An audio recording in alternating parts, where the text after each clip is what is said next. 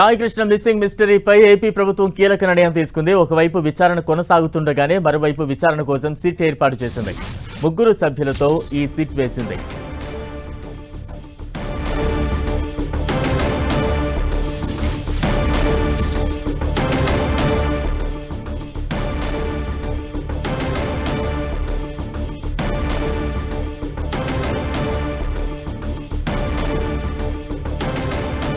Saikrishna missing మిస్టరీపై AP ప్రభుత్వం కీలక నిర్ణయం తీసుకుంది. ఒకవైపు విచారణ కొనసాగుతుండగానే మరోవైపు విచారణ కోసం సిట్ ఏర్పాటు చేసింది. 3 సభ్యులతో ఈ సిట్ వేసింది ఏపీ ప్రభుత్వం. ఇక తాజా అప్డేట్స్ అందించేందుకు ప్రతినిధి దుర్గా సిద్ధంగా ఉన్నారు. దుర్గా,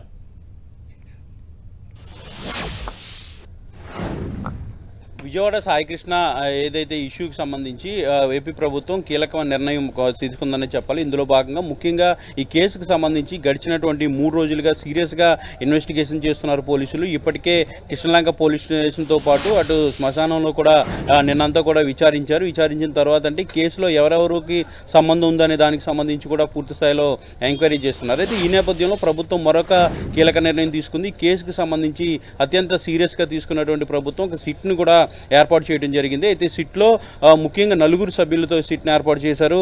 ఐజీ రవిప్రకాష్ సిట్కి నేతృత్వం వహించబోతున్నారు. ఐజీ రవిప్రకాష్తో పాటు మరొక 3 సీనియర్ అధికారులను ఈ సిట్లో ఏర్పాటు చేస్తూ ప్రభుత్వం నిర్ణయం తీసుకుంది. వీళ్ళు అద్నాన్ సమీ తూర్పుగోదావరి పశ్చిమ గోదావరి ఎస్పీగా ప్రస్తుతం అయితే ఉన్నారు. అద్నాన్ సమీతో పాటు అమిత్ బర్దర్ ఎస్పీ అల్లూరు సీతారామరాజు జిల్లా అమిత్ బర్దర్ను ఈ సిట్లో పెట్టడం జరిగింది. దీంతో పాటు L Sudhakar additional SP Bapatla మొత్తం ఈ 4తో సిట్టు ఏర్పాటు చేయడం జరిగింది. అయితే ఈ సిట్టు ఈ రోజు నుంచే బాధ్యతలు తీసుకోవాలంటూ కూడా ప్రభుత్వం ఆర్డర్స్లో పొందుపరిచిందని చెప్పాలి. ఎందుకంటే ఈ కేసుకు సంబంధించి చాలా సీరియస్గా తీసుకున్నారు. ఇప్పటికే సిఐ నాగరాజుతో పాటు మరికొంతమంది ఎంతమంది ఉన్నారు ఈ కేసులో అనే అంశానికి సంబంధించి పూర్తి స్థాయిలో ఎంక్వైరీ చేస్తున్నారు. ఇప్పటికే సాయికృష్ణను మార్కాపురం నుంచి ఎప్పుడు తీసుకొచ్చిన తర్వాత ఏ విధంగా జరిగింది స్టెప్ బై స్టెప్ ఎంక్వైరీ అనేది జరుగుతున్నటువంటి నేపథ్యంలో ఇప్పుడు ప్రభుత్వం ఇప్పటికే తూర్పుగోదావరి జిల్లా సంబంధించినటువంటి ఎస్పీను ఆల్రెడీ విచారణ అధికారిగా వేశారు. తర్వాత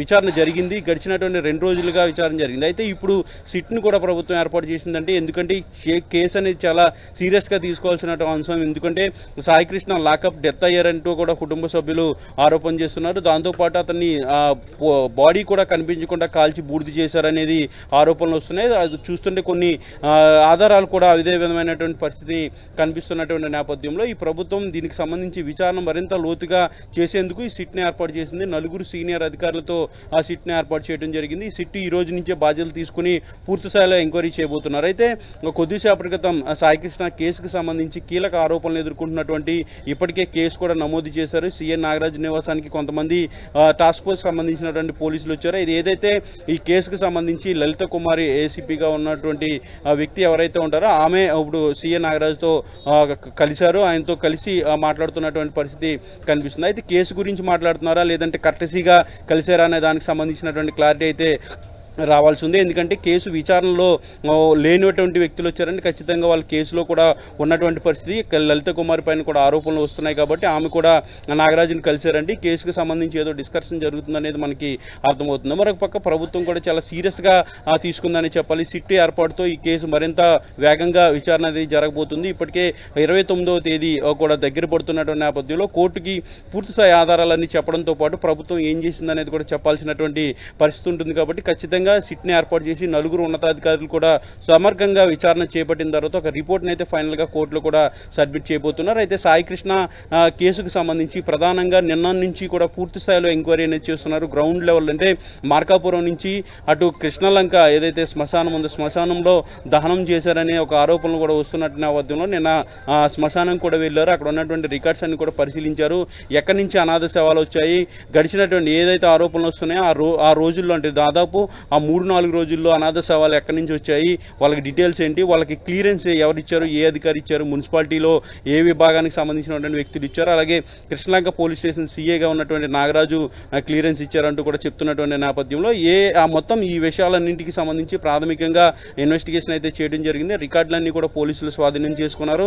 తర్వాత బస్టాండ్, రైల్వే స్టేషన్లో కూడా కొన్ని సీసీ కెమెరాల పరిశీలన చేయడం, క్లూస్ టీమ్స్ కూడా అక్కడ కూడా వెళ్ళినటువంటి పరిస్థితి కనిపించింది. ఏదైనప్పటికీ గడిచినటువంటి 3 రోజులుగా ఈ కేసుకు సంబంధించి విచారణ అనేది చాలా వేగవంతంగా చేస్తున్నారు. దీంతో పాటు ఇప్పుడు సిట్ కూడా ఏర్పాటు చేశారు కాబట్టి ఈ ఇన్వెస్టిగేషన్ మరింత వేగంగా ముందుకు వెళ్లే అవకాశాలు కనిపిస్తున్నాయి. Balaram. Right, thank you Durga.